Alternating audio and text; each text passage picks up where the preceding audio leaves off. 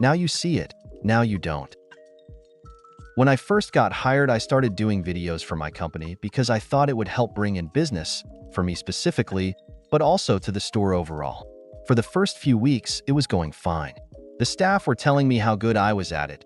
People were commenting that they'd come across the videos in public and on their FYP. Then we got nominated for an award. Wonderful. They needed updated photos, and I, being a photographer by trade, was asked by the general manager to take the pictures. I should have asked for payment, but foolishly did not. Fast forward a few days, and the general manager is demanding the pictures be sent to him as soon as possible. No thank you, no please, nothing but attitude. So I decided that I wasn't going to volunteer to do anything out of my job description anymore. A few weeks have passed, and the owner asked me why I haven't been doing videos lately. I said, I haven't been feeling amazing, which my boss heard me say and commented, well, you better start feeling amazing soon. The goddamn entitlement. Today my boss walks up to me and tells me he needs 3 videos this week, and one of them had to be done today. A please and thank you would go a long way for my motivation. Boss, will you please, said sarcastically, do it so he, GM, gets off my ass? He, too, can utilize manners. Boss dash, it won't go over that way. So I smiled and said, K. A few minutes later, I'm on my way to do one of the videos, and he walks by and in the most smartest tone says, thanks again. Now, I did what he asked. I made the video. I uploaded it to our shared folder and texted him a screenshot of it in the folder. Then I deleted it. When he says it's not there, I plan to act dumbfounded. Well, where the heck did it go? Then I'll show him as I upload it again, and as he walks out, I'll delete it again. I'll play this game all day, every day until I die. Fudge around and find out. And before anyone asks, I'm already looking for another job. No macros? No problem. I am an engineer and was contracting for a company some years ago. Part of the work I was doing involved performing the same calculation for 24,000 different cases. This was all done in Excel, and having a formula in 24,000 lines caused the spreadsheet to slow right down and recalculate slowly. I wrote a piece of Visual Basic that would take each one of the cases and calculate it, and then paste the answer in the column, but just as values. It took a while to run, but then it was done and didn't slow the spreadsheet down. At the client's request, we were supposed to deliver all spreadsheets as macro-free workbooks. I suggested that we keep a working copy in case we ever had to repeat any of it. I was told no, save it as macro-free. So I did. Fast forward about 6 months, and I was no longer contracting for them. I get a text message. Hi, remember that piece of work you did with the macro? Oh yes. We can't find the macro. Yes, because I deleted it. Remember at your request. I suggested that I could come in and rewrite it for them. They said that sounded good. I said, but I will be paid, right? To which they said, no, they just want the macro. To which I said, nothing, smiley face. Tell me to call the emergency doctor for a phone order instead of recharting? Okay. I'm a clinical nurse in physical rehabilitation in Australia. I will never forget a lot of our residents, junior doctors, for being brilliant, but one resident I will never forget because he was awful. One fateful Thursday, I overheard him complaining to the consultant and registrar, "It's boring here. There's nothing to do." I know it's not the most high-energy place to be, and it's definitely not for everyone, but I thought that was a little rude and snide, to say the least. This same doctor, only a day or two later, was asked to record a PRN, as needed, pain order for a patient who was having a lot of pain for acute gout. We had already had to contact the emergency department medical registrar. We call them the entitled DAD Med Reg for short. Overnight the night before for a phone order for her pain relief, as there were no spaces left on her last PRN order, and, at the time, we did not have a doctor on call overnight at the campus I work at. Instead of recharting the order, the resident, who, remember, was apparently so bored and had so little to do that he complained both the registrar and the consultant about it, instead chose to write a sticky note telling the nurses to just call the entitled DAD Med Reg for a phone order if she has pain overnight, and stuck it on top of the patient's previous PRN pain relief order. It would have taken him less time to rewrite the order. Not to mention, as if the entitled DAD Med Reg doesn't have enough work to do in the literal emergency department. Seeing that note as the night duty nurse on charge and remembering that snide little remark of his made my blood boil. But it was, of course, nighttime and long past the resident's knock-off time. So when the poor patient inevitably had pain overnight, I had no choice but to call. The entitled dad med-reg just so happened to be the same doctor as the night before and, rightfully, was a little confused and slightly annoyed. We were calling for the same phone order 2 nights in a row when surely the treating team should have written a new order during the day. He asked whether we had asked them to do so, and I told him about the sticky note and even read it to him. I remember a beat of silence on the other end of the phone before he said, "Right?" Before giving me the phone order. I thanked him, apologized for having to disturb him, and want to help my patient.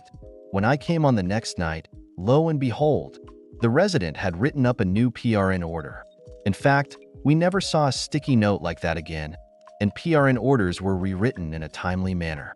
I don't know if that doctor ever got spoken to about his smug little sticky note, but I like to think he got a good talking to. Just because my patients aren't in ICU or entitled dad doesn't make them and their health unimportant. They're still in hospital and deserve proper inpatient health care.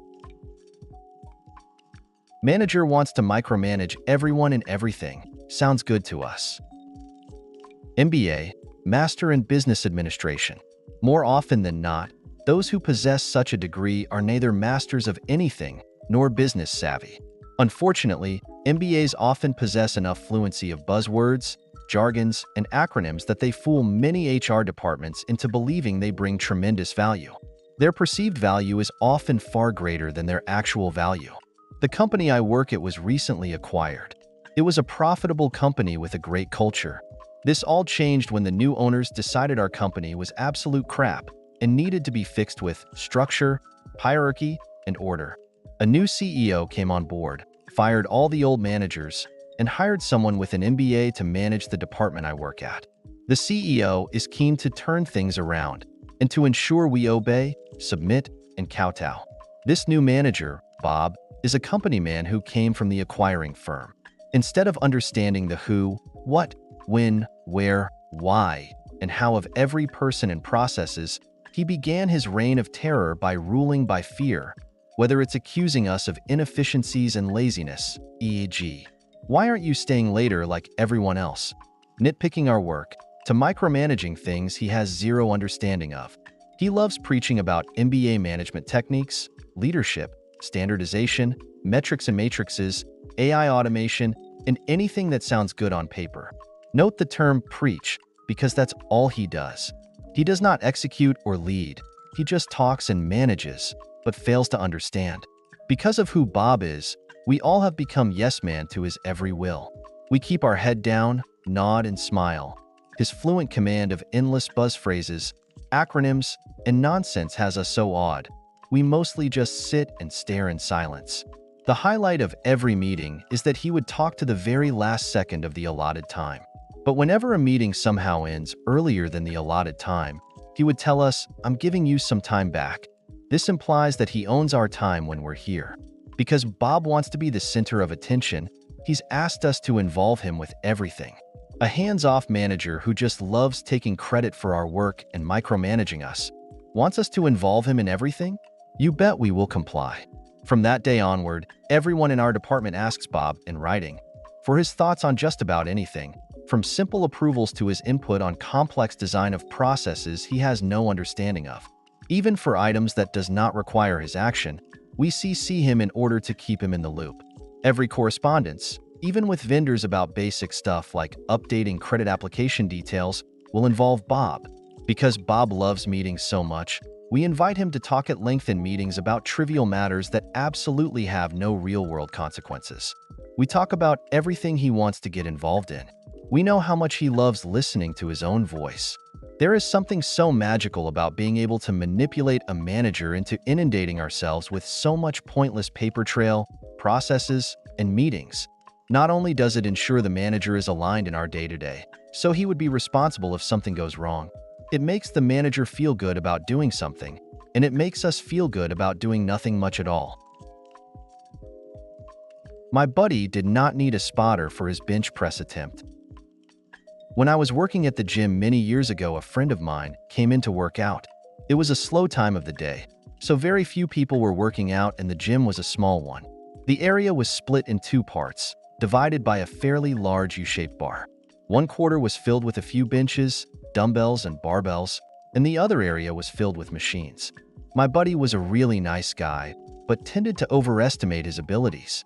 Recently, he surpassed the magic milestone of a 100 kilograms bench press, and his plan for this day was to repeat this. I am very aware of his abilities and asked him if he wanted me to spot him during his bench press. It's always recommended to use a spotter when bench pressing with weights nearing your maximum. He said, "No, I feel really strong today, so I don't need a spotter." I asked, "Are you sure?" "Nope, I really can do this, so I don't need your help for this." I offered to spot one more time, but he was very sure he could do it without me spotting him. So I went to the other side of the bar area and just waited. It did not take long and I heard some groaning and puffing, and eventually he shouted my name, asking to help him. So, like the good friend that I am, I hurried to the other side of the bar where I found him with the barbell on his chest, very helpless.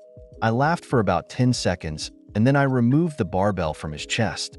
We had a good laugh together after this, and he never learned. You asked me for all my change, so I complied. In the end, I remained the fool. In 2003, I returned home from my first year of college. I had decided to switch schools and degrees and attend a local music technical college instead. I moved back into my parents' home and drove into the city each day for classes. In order to save on parking, I purchased a permit to park in a church's lot. This lot was about 10 blocks from the school, so I had a decent walk each day. About a week into classes, I was on my walk, smoking a cigarette, when out of nowhere a homeless man appears right next to me. He looks as you might imagine. Late 50 seconds, messy salt and pepper hair, flannel jacket, snow pants, work boots with no laces. He leaned in and asked, "Hey buddy, can I get a smoke?" Now, I was 19 at the time and a bit cocky. I was going to give him one, but he had to work for it. I told him he could have one, but he would have to walk with me to class and keep me company while he smoked it. He agreed and off we went. We exchanged names and asked each other basic questions about our lives. The normal pleasantries. About a block from school, we tossed our butts and he leans in again and says, "Hey buddy, I gotta ask, got any spare change?" I replied, "Sorry, but I don't keep change on me." At the time, I tossed all my spare change in some glass milk jugs I had in my room. So we parted ways that day. I kid you not, 2 weeks later this man had memorized my class schedule. Every single day. This man would meet me at the corner, ask for a smoke, and walk me to class. Every day asking me for change, and me having none. This continued for almost 15 months. The school I went to didn't have summer breaks. So now it's just a few weeks away from graduation. It's the end of winter. I'm getting ready in the morning for class. I put on my leather trench coat, grab my book bag, and head for the door. I look down at the floor and see 2 glass milk jugs overflowing with change. I look down at the huge pockets in my coat, then back at the change jars. I'm gonna do it. I take each milk jar and turn them upside down into each pocket. You have no idea how much 2 gallons of change actually weighs. Then I head off for school. Things start off like normal. He meets me at the corner. I give him a smoke. We set off. I'm trying my best to step lightly as to not make my pockets jingle, and I can't look him in the face because I don't want to totally lose it. We finally get to the end of our walk. We tossed our cigarettes. He turned to me and said, "Hey buddy, I gotta ask, you got any change?" So I turn to him and say, "Okay, I'm gonna make you a deal. I will give you all the change I have in my pockets if you promise to never ask me for change again. Deal?" He nods his head in agreement and holds out his one hand, palm up. "No, you don't understand," I said. "I have a lot of change." So he holds out both hands, cupping them together. "No," I said, "you don't understand. I have a lot of change." He stands there with a questioning look on his face. So I grab the bottom of his sweatshirt and pull it up and make him hold it like a hammock. I then proceed to start shoveling handfuls of change into its sweatshirt. Handful after handful, and his eyes are getting wider in sheer disbelief. Just when he thinks I'm about finished, I switch to the other pocket. More and more change. Its sound is echoing between the buildings, and both of us are laughing uncontrollably. I finally finished. He thanked me and waddled off like a pregnant woman, and I went to class. The next day was bright and sunny. I park my car at the church. I'm walking, big smile on my face. He meets me at the corner, also with a big smile on his face. He leans in with a huge grin and says, "Hey buddy, can I get a smoke?" Long pause. "Yeah buddy, you can have a smoke." "You want it in the computer? I will put it in the computer." Back when I was a cubicle rat, I was nagged to get the coordinates of a business form, grid, in the computer for the offsite managers to look at. Well, the damn form used a lot of ASCII which I didn't want to deal with, so after being nagged for the nth time, I grabbed a Phillips head screwdriver, folded the form in quarters, and put it in the CPU. After informing them that the form was now in the computer, they asked, "Which drive?" I replied, "You can look in any of them."